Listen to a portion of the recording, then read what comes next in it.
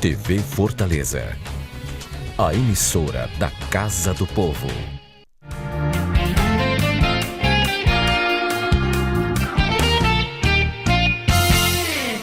Meus cumprimentos aos telespectadores da TV Fortaleza, canal 6 da Multiplay, canal 61.4 na TV digital. Sejam muito bem-vindos ao nosso programa, é uma alegria tê-los conosco.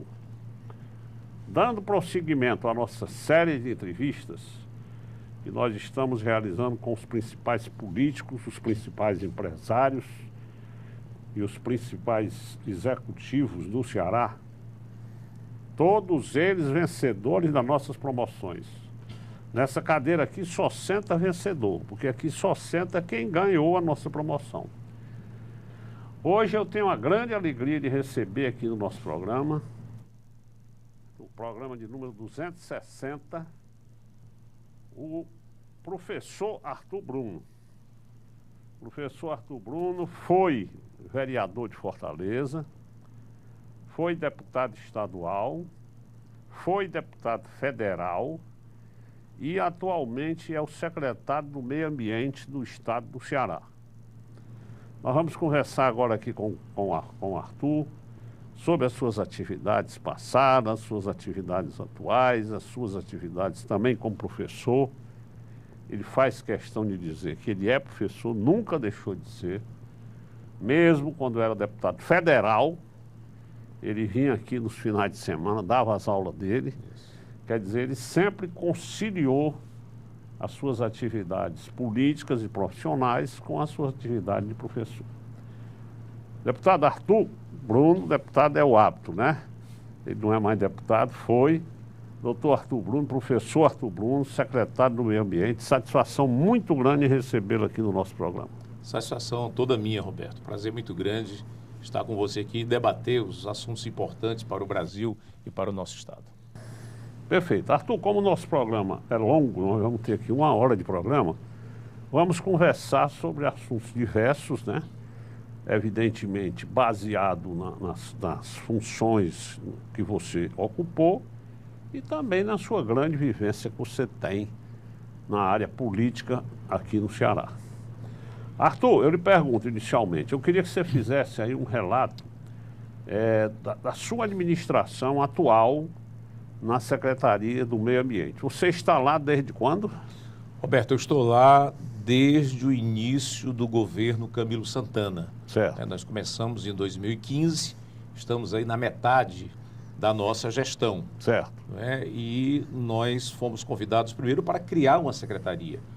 A Secretaria do Meio Ambiente não existia, existia um conselho, que era o COMPAN, que era o Conselho do Meio Ambiente, funcionava um pouco como secretaria.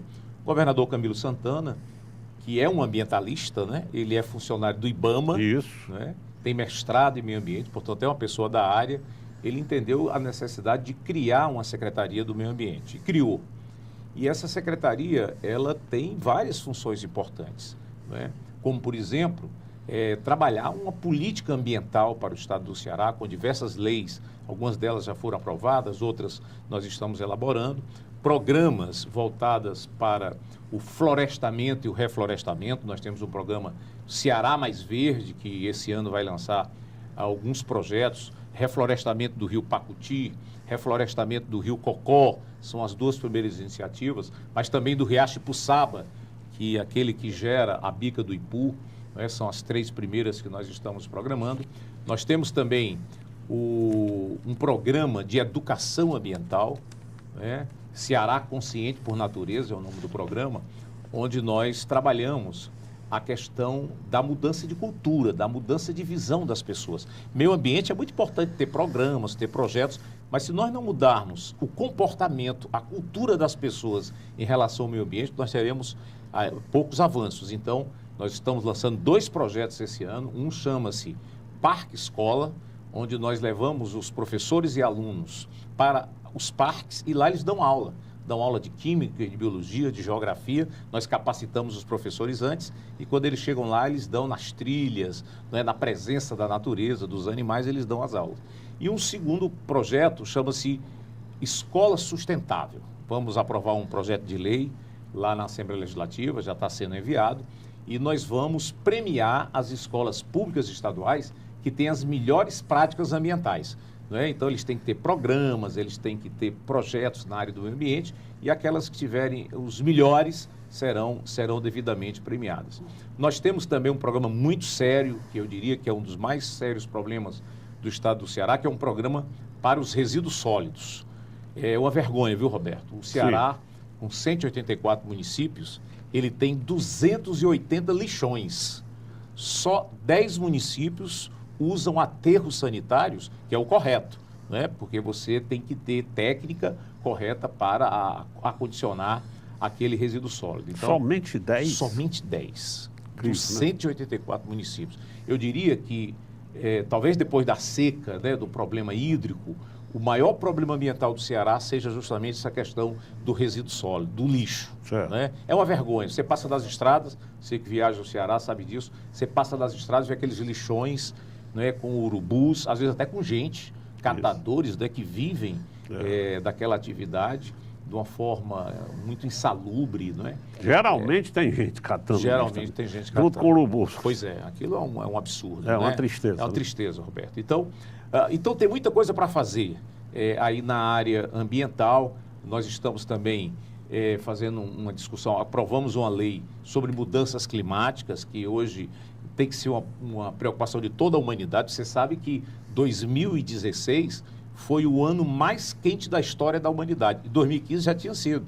Então, ou nós mudamos a nossa matriz energética para as energias renováveis, e o Ceará está investindo muito em energia eólica, energia solar, nós temos que partir para a biomassa, ou nós fazemos isso, ou nós construiremos um mundo insuportável, né, devido às mudanças climáticas. Então, nós estamos com uma série de ações, uma série de atividades, de objetivos, para que o cearense tenha um meio ambiente mais agradável, um meio ambiente adequado, né, para que a gente possa ter atividades econômicas, desenvolver o Estado, mas com a preocupação de sustentabilidade. Parece que há, inclusive, uma tendência da temperatura tá cada vez crescendo mais, né?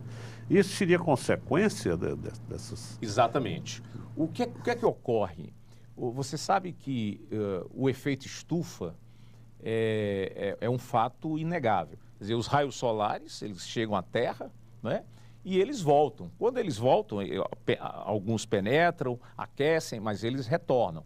Se você tiver muita poluição, né, gases na atmosfera, esses raios vão ter dificuldade de voltar para o espaço. Então, eles aquecem a atmosfera. Com isso, a temperatura cada ano está sendo mais elevada. Isso gera o derretimento das calotas polares, né? Tanto lá no Ártico como na Antártida, o gelo está derretendo, os oceanos estão aumentando a sua quantidade, o volume d'água, e esses oceanos estão invadindo os continentes. Então, veja aqui, por exemplo, Icaraí. Você lembra que Icaraí era uma praia muito bacana.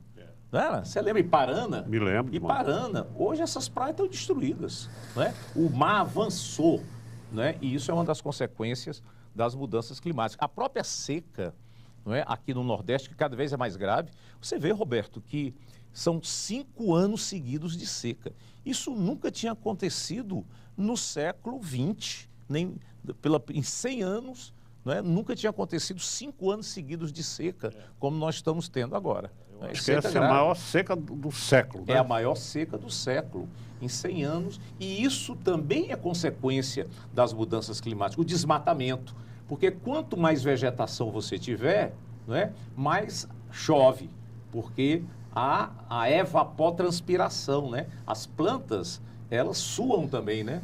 Elas jogam esse ar, né, que saem das plantas para a atmosfera e isso gera chuva. Então, quanto mais você desmata, maior será a temperatura e menor será a quantidade de chuvas. Por isso, é preciso que a gente faça essa conscientização para evitar cada vez mais o desmatamento. Certo. Eu queria que você relatasse aí, Arthur, outros projetos que estão sendo desenvolvidos aí pela Secretaria, entendeu? Eu achei muito interessante esse que você falou aí, a história a premiação que vocês vão passar, das escolas, né? Eu acho que isso, inclusive, vai gerar uma saudável competição entre as escolas. Sem dúvida. Para que cada um procure fazer o melhor para o nosso meio ambiente. Então, eu queria que você relatasse aí outros projetos detalhadamente outros projetos que você tem lá na Secretaria. Tá. Talvez o projeto mais estratégico que nós temos na Secretaria, Roberto, seja a criação definitiva, a regulamentação definitiva do Parque do Cocó. A Secretaria, ela tem 24... Aliás, esse é um assunto que está sendo muito... vocês estão sendo muito cobrados, Muito né? cobrados, com razão. Eu queria aproveitar para você falar em que pé está isso. Eu vejo sempre a imprensa reclamando, pedindo, quando é que vai ser concluído esse estudo.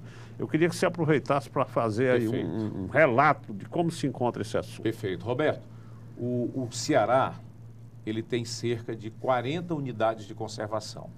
A unidade de conservação, ela pode ser de proteção integral, no caso dos parques, não é? O caso dos monumentos naturais, e tem também as unidades de conservação de desenvolvimento sustentável, que seria uma área que você tem que ter certo cuidado ao utilizá-la, né, com o meio ambiente, mas que você pode ter rendimentos econômicos, você pode explorar aquela área economicamente. É o que chama de APA, Área de Proteção Ambiental. Por exemplo, a APA de Baturité, ali é uma APA, é uma área de proteção ambiental.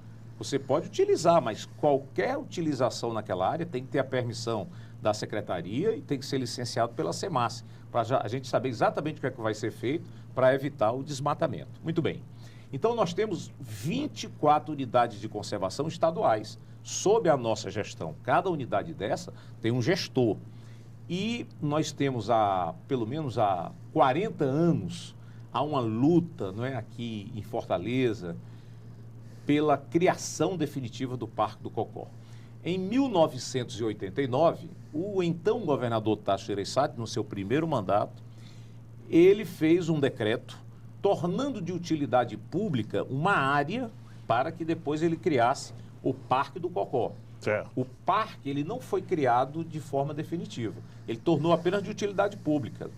Depois, o governador Ciro Gomes, praticamente, ele fez um decreto muito parecido, semelhante, isso em 93. Também tornando de utilidade pública uma área para a criação do Parque do Cocó. O fato é que esse parque, ele não foi criado. Até uma cerca, em parte dele, não é em todo, em um terço da área que seria do parque. O governador Cid Gomes fez uma cerca, aquela cerca verde, que a gente vê ali no Parque do Cocó, mas efetivamente também o governador Cid Gomes não conseguiu regulamentar o Parque do Cocó. E o governador Camilo colocou como uma das suas prioridades, o governador tem 20 projetos estratégicos. Este é um, a regulamentação do parque. Nós já concluímos todos os estudos, está tudo pronto, estamos apenas aguardando. Estive agora, semana passada, com o governador, na reunião do MAP, né, que ele fez 2 dias com os secretários, e ele ratificou, confirmou que brevemente irá assinar o decreto regulamentando o Parque do Cocó. Isso é muito importante, Roberto, porque o Parque do Cocó terá 1.056 hectares. Só para você fazer aqui uma comparação, o Ibirapuera, que você conhece bem, que é uma beleza em São Paulo, tem 221 hectares. O Central Park, que você também conhece bem em Nova York, que é um dos mais importantes parques do mundo, tem 341 hectares. E o Parque do Cocó terá 1.056 hectares, quer dizer, praticamente 3 vezes o Central Park de Nova York. Então, qual é a ideia? É um dos maiores parques urbanos do mundo. É um dos maiores do mundo. É mesmo? Né? Com certeza é um dos Você maiores do tem mundo. notícia aí de algum outro? Tem com outros. essa Tem, área? por exemplo, no Rio de Janeiro, a Floresta da Tijuca, por exemplo, é enorme também, não é?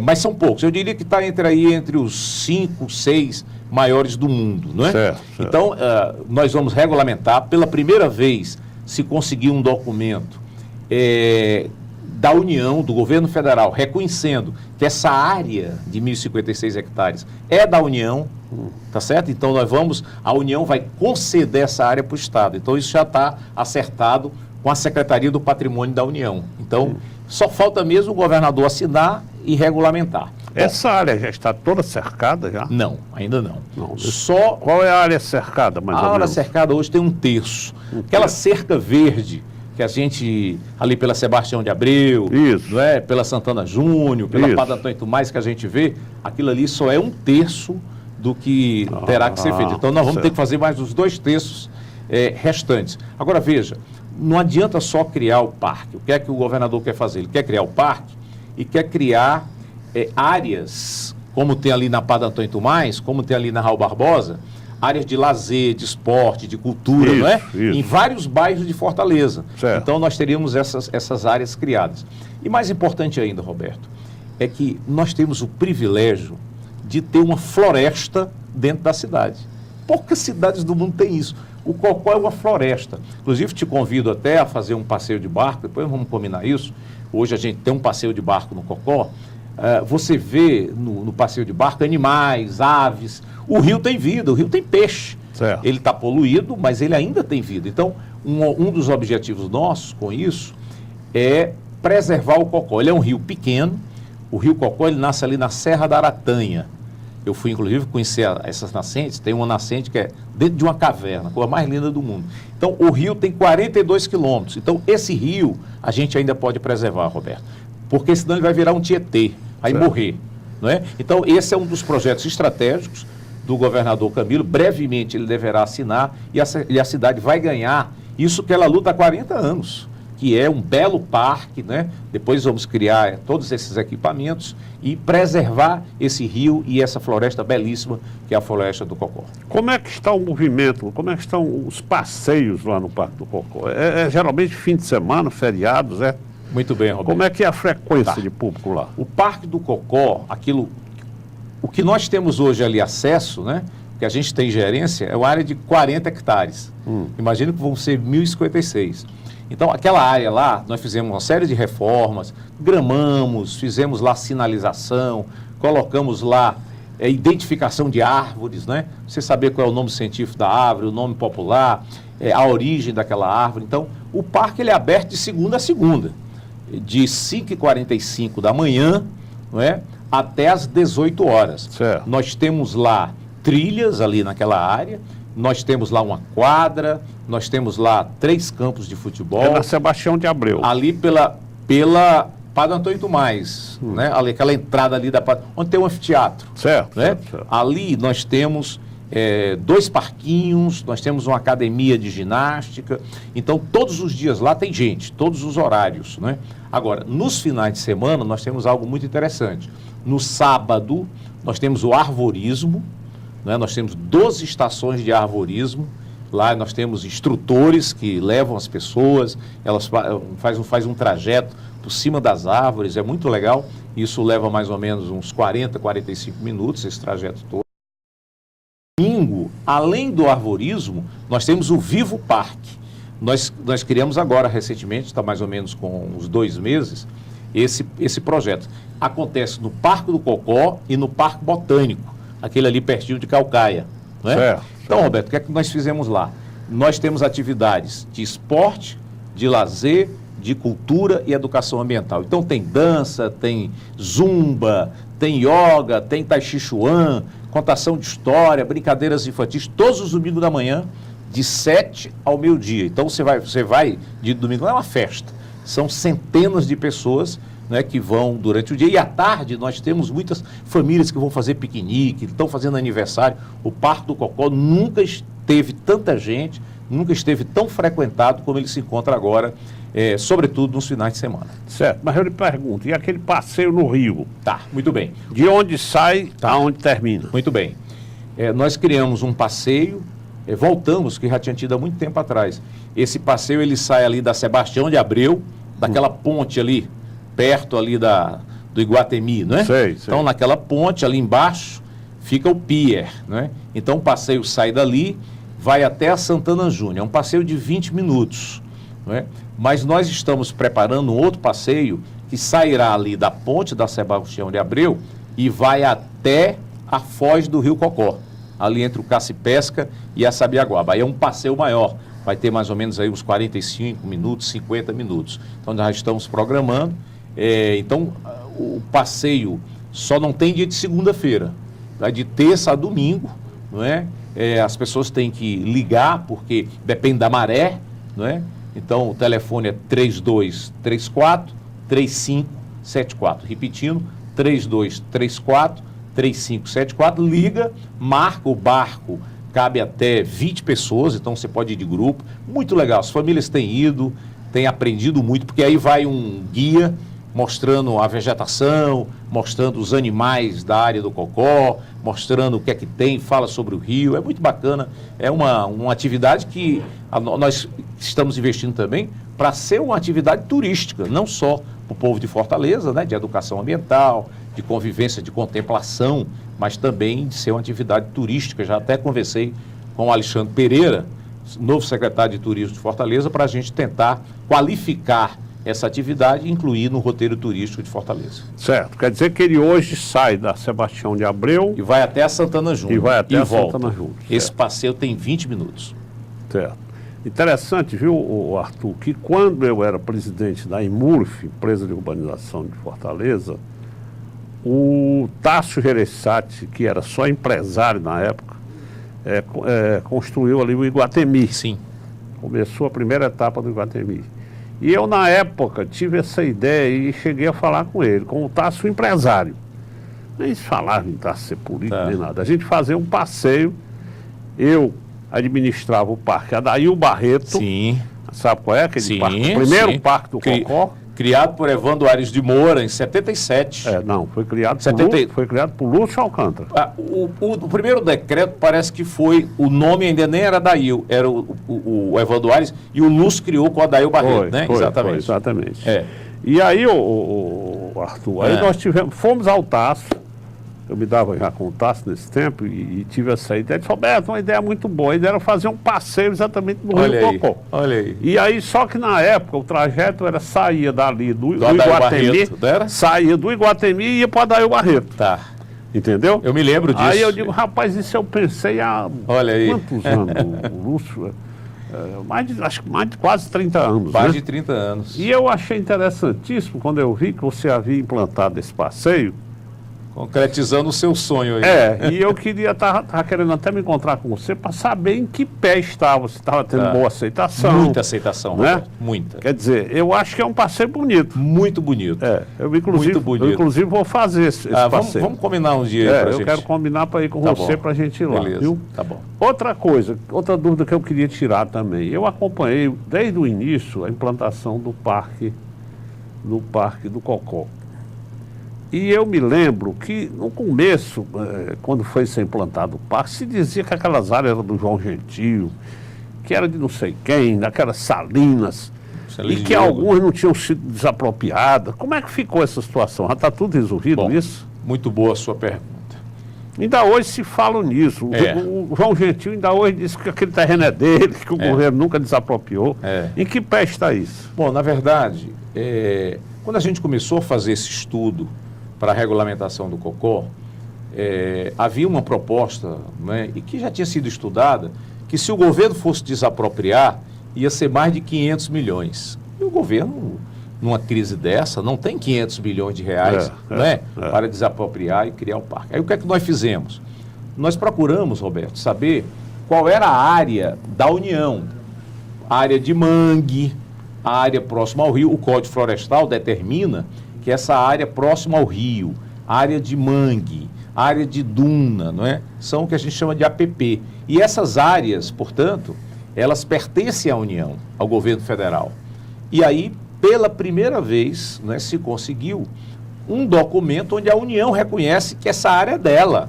Eu tenho esse documento. A SPU, a Secretaria Patrimonial, nos deu, né, essa área dizendo que é dela. Isso você já conseguiu na sua administração? Na minha gestão. Isso nunca tinha sido conseguido. Os governadores anteriores nunca conseguiram esse documento. Nós conseguimos, na nossa gestão, a Secretaria do Patrimônio da União, dizendo que esses 1.056 hectares são da União. Então, a União já assumiu esse compromisso de fazer essa cessão dessa área para o Estado. Certo. Então, nós não vamos, não somos obrigados a desapropriar nada, porque é da União. Agora, o que existia nessa área, mesmo da União, são os foreiros, né? Isso. Os foreiros. Isso, aqueles exatamente. que há décadas atrás exploraram salinas. Isso. Tá certo? Isso. Não é? Claro que nós vamos conversar com esses foreiros e tal, mas eles não têm mais essa atividade há muitos anos. Então, o foro era para isso, era para explorar o sal. Há décadas não se explora mais o sal, né, naquela área do Cocó. Mas esses que se diziam proprietários, como por exemplo o João Gentil, Várias e várias vezes eu tive com o João Gentil e ele dizia que aquele terreno... Eles já se conformaram de que essa área não é deles? Olha, nós, a partir da assinatura do decreto, quando houver a oficialização, é que nós iremos conversar, né, com todas as pessoas, né, inclusive aquelas que acham que têm algum direito, né, isso será conversado com eles. Agora, eu tenho esse documento, a União afirmando que a área é dela, e ela vai ceder para o Estado. Tem algumas ações, inclusive, que já tramitam na justiça, né? Algumas pessoas reclamando da área, dizendo que são proprietários, mas a União afirma que é dela. Certo. E, Arthur, então, e com relação a essa regulamentação do Parque do Cocó tão falada, quando é que você acha que dá para concluir esse assunto? Nós já concluímos todos os estudos, Roberto. Praticamente desde o meio do ano passado, a gente concluiu esses estudos. Entrou naquele segundo semestre, período eleitoral, o governador achou que não era conveniente naquele momento fazer a regulamentação, né? E agora, semana passada, na reunião do MAP, todos os secretários fazer o planejamento do ano, ele ressaltou lá, não é, publicamente, dizendo, olha, o Parque do Cocó é um projeto estratégico, é um dos 20 projetos estratégicos do governo, e brevemente nós deveremos estar assinando. Estou esperando aí a qualquer momento. Certo. Me diga uma coisa, Arthur, quais são os projetos que hoje precisam ir para a Secretaria do Meio Ambiente? Tá, muito bem. A SEMA, que é a Secretaria do Meio Ambiente, tem 3 grandes objetivos: políticas ambientais, gestão das unidades de conservação, como é o caso do Parque do Cocó, e mais 23 outros, né? E educação ambiental. Essas são as nossas tarefas. E nós temos a SEMASSE, né? Que é a Superintendência do Meio Ambiente, que já tem 30 anos. Né? A SEMASSE, inclusive, vai fazer 30 anos esse ano. Ela foi criada em 1987 pelo então governador Tasso Gereissati. A SEMASSE, ela tem 3 grandes funções. É uma superintendência vinculada à secretaria. Então, a SEMASSE, ela faz licenciamento ambiental, né? As grandes atividades que geram impacto ambiental grande. Então, tem que fazer um estudo de impacto ambiental, tem que ser esse estudo aprovado no Conselho Estadual do Meio Ambiente para que aquele empreendimento aconteça. A SEMASSE também faz fiscalização ambiental e faz também monitoramento. Então, são essas funções da SEMASSE, mas a SEMASSE é uma autarquia vinculada à nossa secretaria. Perfeito. Arthur, eu vou lhe pedir um intervalo de 1 minuto e voltaremos em seguida.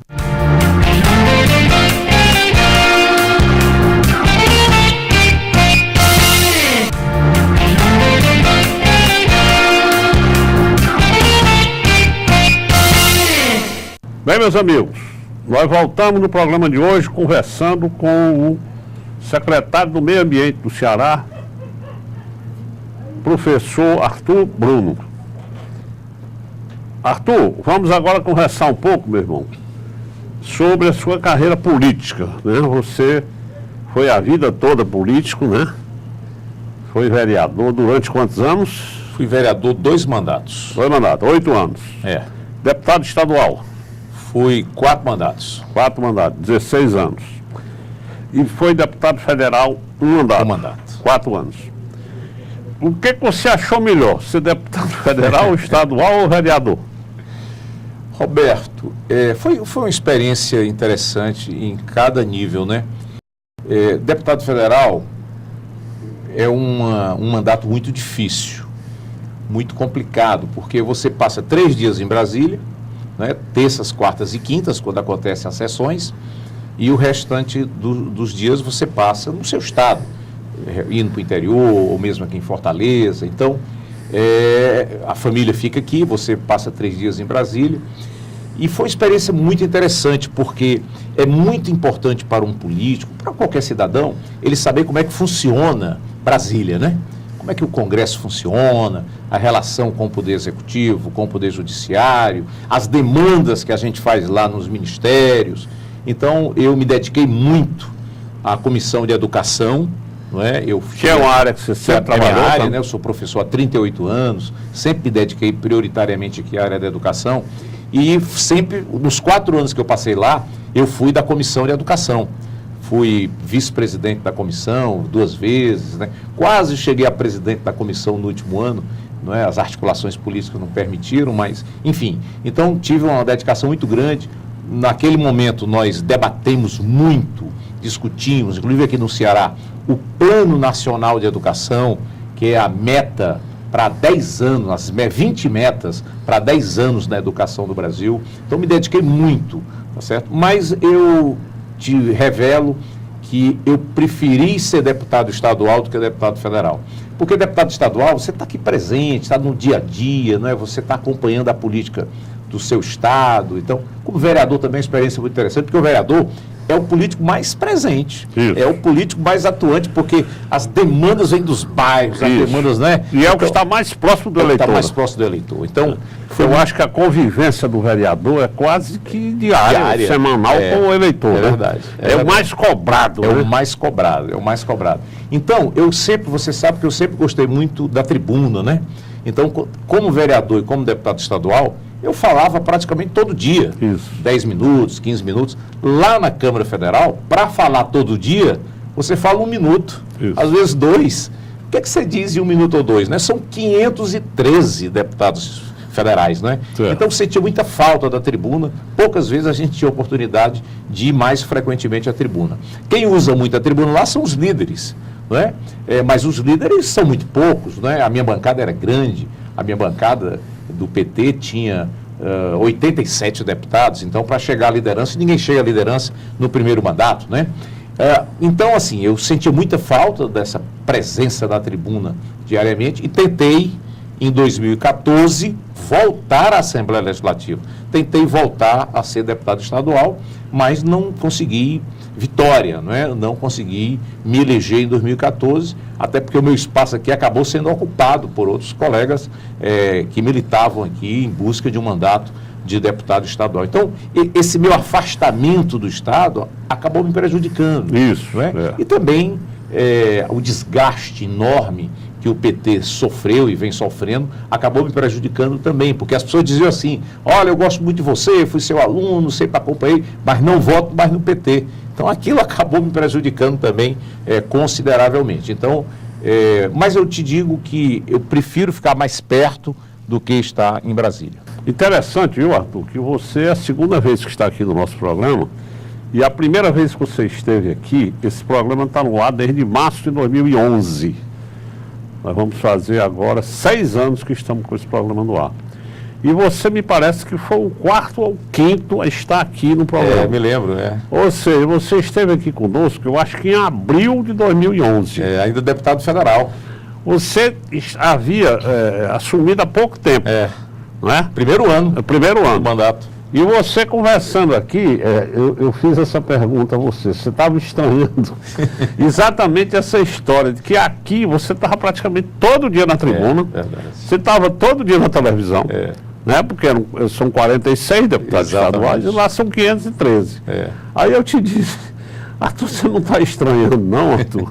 Aí você foi e disse isso aí mesmo. Quer dizer, para a gente falar ali 1 minuto, é uma loucura. tem que chegar cedo, tem que se inscrever. 1 minuto. Não é? Aí eu senti, rapaz, naquele primeiro contato que eu tive com você aqui, como deputado federal, que você não ia gostar de lá.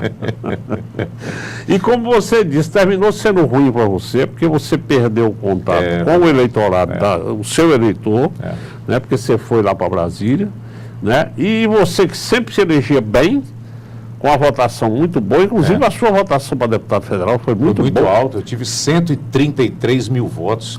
Eu fui o 6º mais votado, são 22. E antes você se elegia muito bem como estadual. Sempre, grandes votações. Aí saiu daqui, foi para Brasília e quando voltou não conseguiu mais se eleger estadual. Verdade. Né? E eu acho, viu, Arthur, eu queria até ouvir a sua opinião sobre isso. Embora deputado federal seja um cargo, digamos, mais importante, né, porque é na esfera federal, mais interessante que os prefeitos e os governadores saem mais das assembleias do que das câmaras federais. Né? É verdade. É muito difícil você pegar um deputado federal para sair para ser prefeito ou governador. É verdade. Geralmente é deputado estadual. É verdade. Né? Por causa disso, né, Roberto? Porque o vereador ou o deputado estadual, ele está presente, isso, não é? Exatamente. Ele vai às reuniões dos bairros, ele está sempre nos meios de comunicação. Né? Exatamente. Você, como deputado federal, para repercutir uma notícia sua aqui no Ceará é muito difícil. É verdade. Né? É muito difícil. A mídia nacional ela é muito disputada também. Né? São 513 deputados federais, 81 senadores. Né?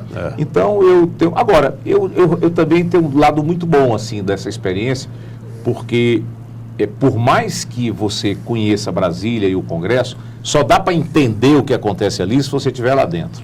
Né? Não só nas comissões, no próprio plenário, mas naqueles corredores ali, você entende bem a política nacional, no que há de bom e no que há de ruim. Então, foi uma experiência muito boa. Eu não me arrependo, assim, porque também ia ficar sempre, puxa, um dia eu poderia ter sido deputado federal, não tinha condição de ir, não fui. Então, eu disse, bom, eu vou. Né? Eu vou, na época, eu sempre votava para deputado federal do deputado Pimentel. Quando ele foi candidato ao Senado, mas, bom, aí as pessoas, bom, agora é a sua vez, porque o Pimentel vai ser senador, nós vamos ficar sem deputado federal, muitos dos nossos amigos queriam que eu fosse. Então foi uma experiência muito boa. Agora, reconheço que isso, claro, há muitos motivos para uma derrota eleitoral, mas sem dúvida, o meu distanciamento, né, do Ceará foi talvez o motivo mais importante para aquela minha derrota. E você veja, por exemplo, os últimos governadores do Ceará, Camilo Santana, Cid Gomes, Roberto Cláudio, prefeito, deputado, estadual. Quase todos eles vieram da Assembleia. É verdade. Né? Quer dizer, isso mostra que o deputado estadual ele tem muito mais probabilidade, é como você disse, pela vivência. Luiziane Lins. Era deputado estadual quando se elegeu prefeito. Isso, exatamente. Quer dizer, isso mostra que o deputado estadual, pelo fato dele estar aqui em Fortaleza, convivendo diariamente com a política, né? Ele fica muito mais por dentro, né? E se capacita muito mais a ser candidato do que um próprio deputado federal. É verdade. Né? É verdade. E interessante, viu, Arthur, que você foi, como nós falamos, vereador, deputado estadual, deputado federal. E na esfera do executivo, você só foi secretário estadual, né? Isso. Você não ocupou nenhuma função executiva na área municipal. É verdade. Né? Mas eu, de qualquer maneira, comparo muito a sua carreira com a do Biratã Aguiar. O que me deixa muito feliz, que é meu amigo e eu sou admirador dele. O Biratã esteve aqui conosco há 2 ou 3 semanas atrás e ele justamente explicou isso, sabe? Que ocupou todos esses cargos, né? E só lamentou não ter chegado ao Senado ou ao governo, que era o grande sonho dele. Ele disse, Roberto, todo político sonha em ser governador, né? E, se possível, ser senador. Então, naquela ocasião, eu me recordo, eu até falei para ele aqui, ele concordou, que ele teve todas as condições de ser candidato ao Senado naquela época, né? Mas as injunções políticas, né? Ele até comentou aqui, ele disse, Roberto, eu tinha inclusive a preferência da maioria do meu partido, né? Mas na época o senador Tasso Gereissati era o todo-poderoso do partido dele, né? E era o rei do partido e decidiu que ele não era o candidato. Aí colocou o Luiz Ponte e o Luiz Ponte foi candidato, né? E ganhou, né? Mesmo o Luiz Ponte, que não era o melhor candidato era o Biratã, mas mesmo assim ele ganhou. E o Biratã disse, Roberto, eu confesso a você que realmente tive essa frustração, porque eu gostaria de ter sido também senador e quem sabe, depois de senador, pleitear o governo, não é?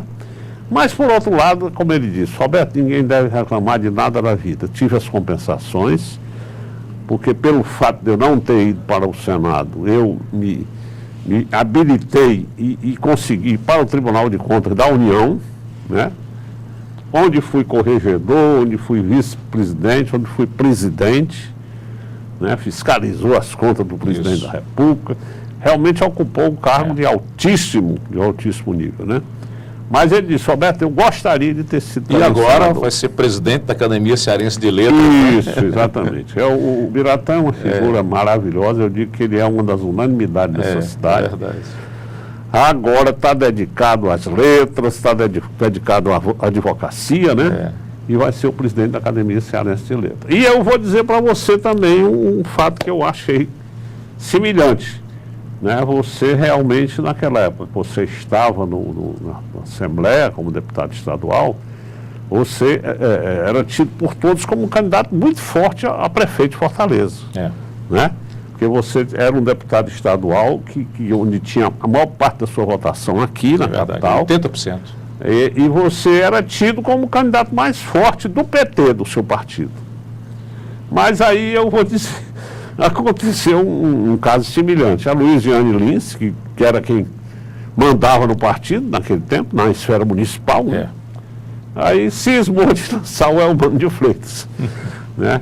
E realmente você deixou de ser prefeito de Fortaleza, porque você teria ganho aquela eleição. Nessa eleição, inclusive, 2012, se fosse o candidato do PT, eu teria tido o apoio do governador Ciro Gomes, que já tinha assumido esse compromisso, e o Roberto Cláudio não seria candidato, me apoiaria em 2012. Exatamente. Então, o Roberto Cláudio foi candidato porque eu não fui o candidato do PT, né? Pois é, então eu achei esse episódio parecido com o do Biratã, né? Que por uma decisão do Tasso você não foi, e aqui por uma decisão da Luiziane você não foi candidato. Mas já dizem aí os experts em política que candidatura majoritária é destino, né? Então essas coisas são assim, não depende só de você, né, Roberto? Eu praticamente em todas as eleições que eu disputei, fui o mais votado do PT, né? Nas sete mandatos, eu fui sempre o mais votado do PT, né? A não ser na última que eu perdi a eleição, mas nas anteriores. Então, aqui em Fortaleza, 80% da minha votação eram aqui de Fortaleza, então eram votos que eu tinha, de certa forma, assim, com muita... Tinha uma presença muito forte na cidade e tal. Mas é isso mesmo, eu sempre me apresentei, tentei ser candidato, me articulei e fui derrotado. Inclusive, eu sabia que ia ser derrotado na convenção do PT, mas eu disputei com o Elmano até para dizer, olha, eu estou aqui colocando a minha candidatura porque eu acho que naquele momento o PT possivelmente teria grande chance de ganhar as eleições, porque com o apoio do próprio Roberto Cláudio, com o apoio do Cid Gomes, né, nós teríamos amplas condições de ganhar a eleição. Mas o PT, democraticamente, escolheu o Elmano, que hoje é um excelente deputado, né, uma pessoa amiga, gosto muito dele, mas ele não ganhou a eleição, não é? E a prefeita Luiziane, depois de governar 8 anos, lançou um candidato que perdeu a eleição para o Roberto Cláudio, que, por sinal, faz um grande mandato. Sem dúvida. Né? Roberto Cláudio foi reeleito recentemente, a população fez justiça, é um dos melhores prefeitos da história de Fortaleza, eu não tenho a menor dúvida ao afirmar isso, porque eu estudei muito a história de Fortaleza e posso dizer que eu acho que será, nesse segundo mandato, ainda melhor do que o primeiro. O que não é muito normal, né? O que não é muito normal. Aliás, eu não sei se você concorda comigo, geralmente o segundo mandato não é tão bom quanto o primeiro. Mas só que agora o Roberto Cláudio, eu estou sentindo que as coisas estão favoráveis a ele, que me parece que ele pode ter um segundo mandato melhor do que o primeiro. O Roberto, ele foi muito corajoso, né? Você veja que nessa transição agora para o segundo mandato, ele mudou 2/3 do secretariado. É muito raro um gestor fazer isso, né? Então ele está com todo o gás, ele quer, o grande desafio dele é fazer o segundo mandato melhor do que o primeiro, ele tem todas as condições para isso. Aliás, eu até não entendi, gosto muito do Roberto Cláudio, eu acho um bom prefeito, mas eu acho que inclusive ele mudou alguns secretários que estavam muito bem, né? Ele mudou praticamente 50% do secretariado. É mais do que isso. Né? Eu até não entendi, alguns eu entendi, mas outros não. Mas estou torcendo para que ele faça um segundo mandato melhor do que o primeiro. Arthur, eu lhe pergunto, e o seu destino, você continua no PT? Roberto, eu estou saindo do PT. Né? Eu já tornei isso público, estou realmente... as minhas ideias já não combinam bem com o que o PT hoje pensa. Eu acho que o PT não fez a renovação que deveria ter feito, o PT não fez a autocrítica, cometeu alguns dirigentes do PT cometeram irregularidades graves, e eu acho que o PT deveria pelo menos punir essas pessoas, não aceitar que essas pessoas estejam no partido, fazer uma autocrítica, não é? Mas o PT, infelizmente, não fez como deveria fazer. Reconheço que o PT fez muito pelo povo brasileiro, é um partido que fez história, né? Eu espero que algum dia ele retome essa trajetória, porque o PT é um partido muito importante no Brasil, mas, sinceramente, eu não tenho mais convergência com o PT, estou me retirando, apenas aguardando aí uma reunião com o governador Camilo Santana para conversar com ele e discutir o meu destino partidário. Me parece que você está muito alinhado com o governador Camilo, né? Então, quem sabe se a sua tendência não é ir para o mesmo partido dele, né? Pois é. Porque dizem justamente também que ele pode sair do PT, né? Ele nunca me disse isso, viu, Roberto? Mas a gente vê as entrevistas, né? A gente percebe que ele tem as suas insatisfações com o PT, né? Basta ver, por exemplo, o que aconteceu agora na eleição de Fortaleza. Quer dizer, o governador Camilo trabalhou para que o PT apoiasse o prefeito Roberto Cláudio, o PT indicaria o vice. Isso. Não é? Foi feita uma costura, inclusive. Pois é, isso, né? O PT não aceitou, o governador Camilo se resignou, aceitou a decisão do PT. Aí no segundo turno, o governador, mas agora pelo menos no segundo turno, o PT trabalhou para que o PT apoiasse o Roberto Cláudio. Mas nem isso ele conseguiu. O PT decidiu liberar, não é, o eleitorado e para o eleitorado votar ou o capitão Wagner ou Roberto Cláudio. Então isso mostra que o governador não é ouvido pelo PT, não é? Infelizmente. Então, lamento isso, acho que o governador Camilo faz um belo trabalho, é um governador do diálogo, é um governador que não é um fidalgo, faz política com fidalguia, faz política de forma simples, ele é um homem simples, mas muito decidido, trabalhador. Perfeito. Está fazendo um grande trabalho, eu acho que o PT deveria dar este mérito e ouvir mais o governador nas decisões eleitorais. Isso não tem acontecido e ele tem mostrado, sem dúvida, essa insatisfação. Agora, essa decisão realmente é dele, não é? Vamos esperar se ele vai ou não sair do PT. Interessante, viu? Você falou aí, o que tem marcado muito a administração do Camilo, do governador Camilo, é justamente esse diálogo, né? Ele é um homem simples, é um homem que dialoga com todo mundo, né?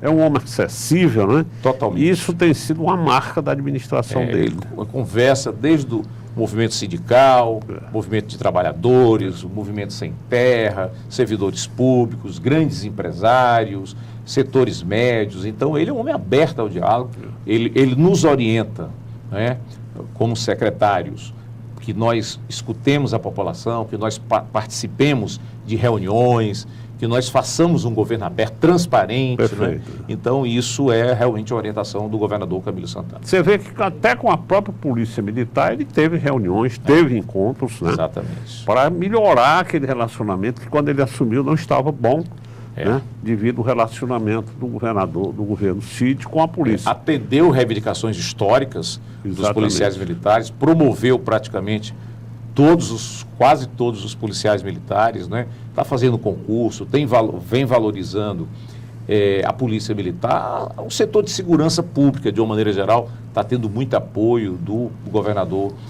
Camilo Santana. Sem dúvida. E você, Arthur, você pretende ainda se candidatar? Está avaliando ainda, né? Roberto, eu não estou me movimentando para ser candidato ao Legislativo. Eu fui vereador, deputado estadual, deputado federal, então tive essa experiência nos 3 níveis, né? Municipal, estadual, federal. Então, eu não estou me movimentando, me mobilizando para ser candidato mais ao Legislativo. O Executivo é destino, não é? Eu gosto muito de política. Então, eu sou professor há 38 anos, continuo dando aula.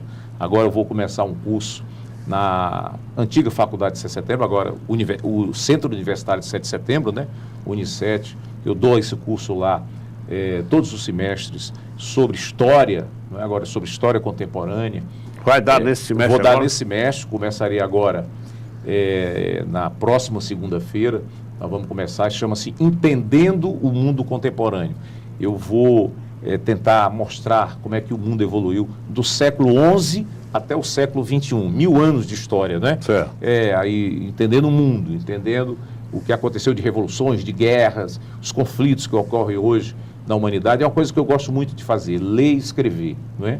Então, eu estou muito realizado como professor, espero continuar dando aula, gosto muito de política, tento dar minha contribuição hoje no Executivo e se o destino algum dia me colocar na situação de uma candidatura majoritária, claro que, evidentemente, eu estarei preparado para isso. Agora, realmente, legislativo eu não penso, não me impulsiono, não me mobilizo, até porque já vivi boas experiências e estou muito realizado com isso. Certo. E isso mostra que você continua conciliando a sua atividade com a atividade de professor, que é o que você gosta de fazer. Você abriu o programa dizendo uma coisa que eu sempre digo.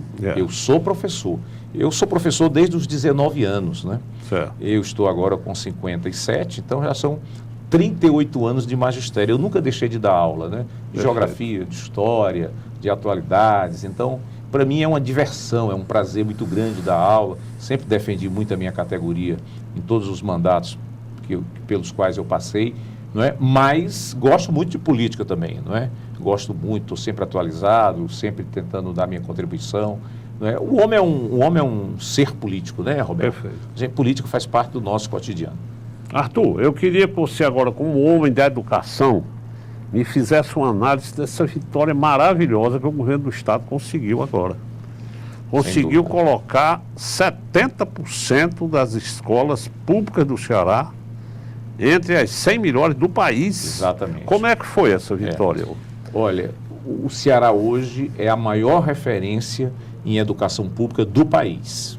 Né?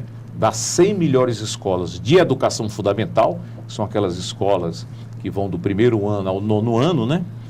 Das 100 melhores escolas, 77 são do Ceará. Que beleza! E isso. as 24 primeiras, das 100 melhores, as 24 primeiras são do Ceará, né? E o maior exemplo hoje para o Brasil, eu me orgulhava muito isso, lá em Brasília, lá no Congresso Nacional, quando a gente debatia educação, as pessoas dizem, bom, o que está acontecendo em Sobral é uma revolução. Sobral é o grande exemplo, é o grande modelo, começa lá quando o prefeito era Cid Gomes, e a secretária Isolda Sela era a secretária municipal, Ivo Gomes também foi secretário municipal do Cid. Começa essa revolução aí. Depois, quando o Cid Gomes chega ao governo do estado do Ceará, não é? Ele continua esse trabalho em nível estadual, fazendo a mudança a partir da base, viu, Roberto? A partir da alfabetização, não é? O Ceará virou referência em programa de alfabetização. É tanto que criou o programa de atenção à idade, programa de alfabetização da idade certa, e a presidenta Dilma, e hoje o presidente Temer, continua um programa nacional de alfabetização da idade certa. Depois ele levou isso até a 5ª série, depois levou até a 9ª série, e o Ceará passa a ser esse modelo de educação. Mas na universidade também, a Universidade Estadual do Ceará é considerada a melhor universidade estadual do Norte e Nordeste. A Unifor é considerado entre as 10 melhores universidades privadas do nosso país. Então, o Ceará é uma referência em educação, graças a esse trabalho continuado. O segredo é isso. Houve um trabalho continuado, vários governadores continuaram fazendo o que os seus anteriores iniciaram.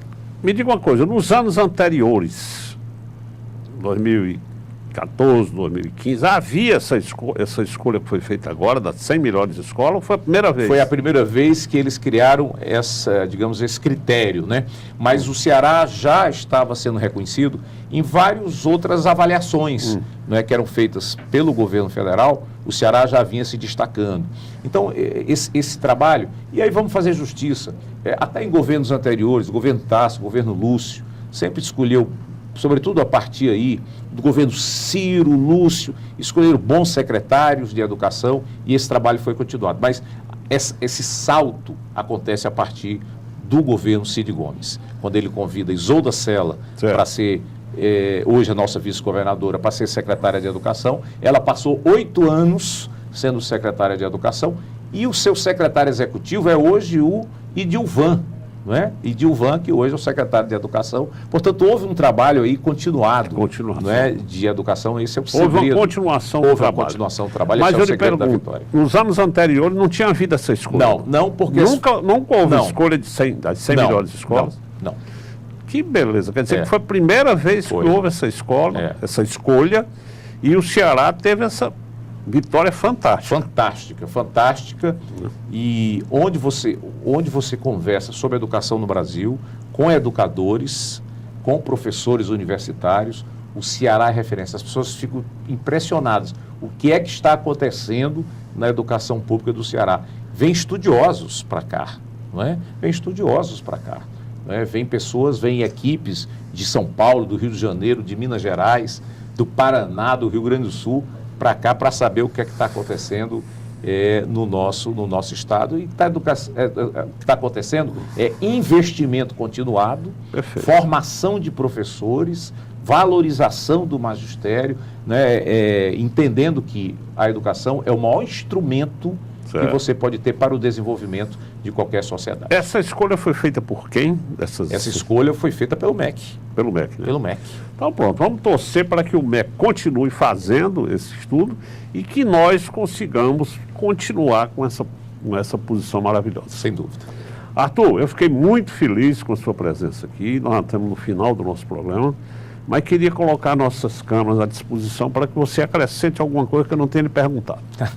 Roberto, eu quero agradecer a oportunidade que eu tive e dizer aqui publicamente que é muito bom a gente servir ao povo cearense, sobretudo quando é liderado por um governador como Camilo Santana, que vem fazendo um belo trabalho, se esforçando muito, né, combatendo aí toda essa seca, todos os problemas financeiros. O estado do Ceará, precisa ser dito isso, das 27 unidades federativas, tem 6 ou 7 que os servidores estão em dia. O Ceará é um deles, as contas estão equilibradas. O Ceará foi o 4º estado de maior investimento público no ano de 2016. E em termos relativos, se eu considerar a receita e o investimento, é o maior investimento relativo Certo. dentre todos os estados. Eu me orgulho de participar da equipe do governador Camilo Santana. Perfeito. Arthur, meu irmão, muito obrigado Um a abraço, você. meu querido. Fiquei muito feliz de você ter estado aqui conosco. Eu também. Aos telespectadores, muito obrigado pela audiência. Esse programa aqui vai ao ar no domingo, às 19 horas. Reprisa na segunda-feira, às 18 horas. Reprisa na sexta-feira, às 15 horas. Vamos colocar essa entrevista do professor Arthur Bruno no YouTube para todo mundo. Vou dar a ele também uma cópia para que ele apresente aí nas suas palestras, nas suas aulas. Um grande abraço, muito obrigado e até a próxima.